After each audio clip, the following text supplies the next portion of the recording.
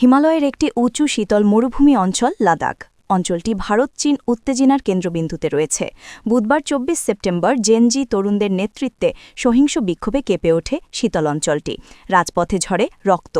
তরুণরা ভারতের প্রধানমন্ত্রী নরেন্দ্র মোদীর বিজেপি দলের আঞ্চলিক কার্যালয়ে আগুন ধরিয়ে দেয়।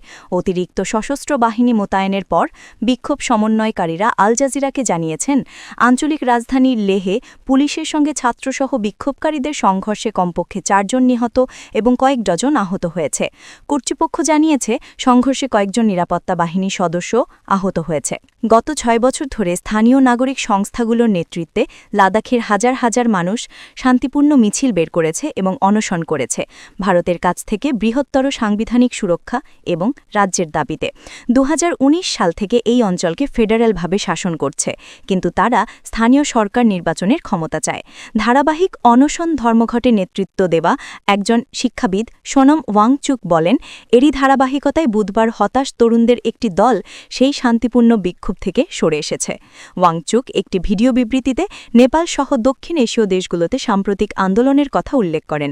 তিনি বলেন, এটি ছিল তরুণদের এক ধরনের উত্তেজিত আন্দোলন, এক ধরনের জেনারেশন জেড বিপ্লব যা তাদের রাস্তায় নামিয়ে এনেছে।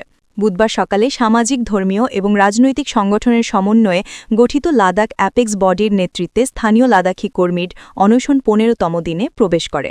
২ সপ্তাহ ধরে অনশন ধর্মঘটের পর আগের সন্ধ্যায় ৬২ এবং ৭১ বছর বয়সী ২ কর্মীকে হাসপাতালে ভর্তি করা হয়।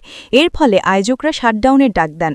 একই সঙ্গে বিক্ষোভকারীরা আলোচনা বিলম্বিত করার জন্য মোদী সরকারের উপর ক্ষুব্ধ ছিল। এই বিষয়গুলো তরুণদের মনে এই বিশ্বাস জন্ম দেয় যে আর শান্তি কাজ করছে না। ওয়াংচুক বুধবার সন্ধ্যায় একটি ভার্চুয়াল সংবাদ সম্মেলনে এমনটাই বলছিলেন।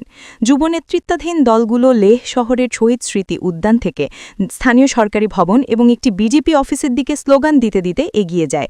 এর এক পর্যায়ে পুলিশের সঙ্গে সংঘর্ষ হয়, এতে ৪ জন নিহত হয় এবং একজনের অবস্থা আশঙ্কাজনক।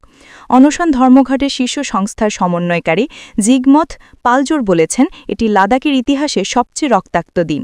তারা আমাদের তরুণদের, সাধারণ জনগণকে শহীদ করেছে। পালজোর আল জাজিরাতে বলেন, সরকারের ৫ বছরের মিথ্যা প্রতিশ্রুতিতে জনগণ ক্লান্ত হয়ে পড়েছে এবং মানুষ ক্ষোভে ফুঁসে উঠেছে। এক বিবৃতিতে ভারতের স্বরাষ্ট্র মন্ত্রণালয় বলেছে, অশান্ত জনতার সঙ্গে সংঘর্ষে ৩০ জনেরও বেশি সৈন্য সদস্য আহত হয়েছে। আত্মরক্ষার জন্য পুলিশকে গুলি চালাতে হয়েছে, যার ফলে কিছু হতাহতেও ঘটনা ঘটেছে। ভারত সরকার বলেছে, শিক্ষক ওয়াংচুক আরব বসন্ত ধাঁচের বিক্ষোভের উস্কানিমূলক উল্লেখ এবং নেপালে জেনারেল জেড বিক্ষোভের উল্লেখ করে জনগণকে বিভ্রান্ত করছেন।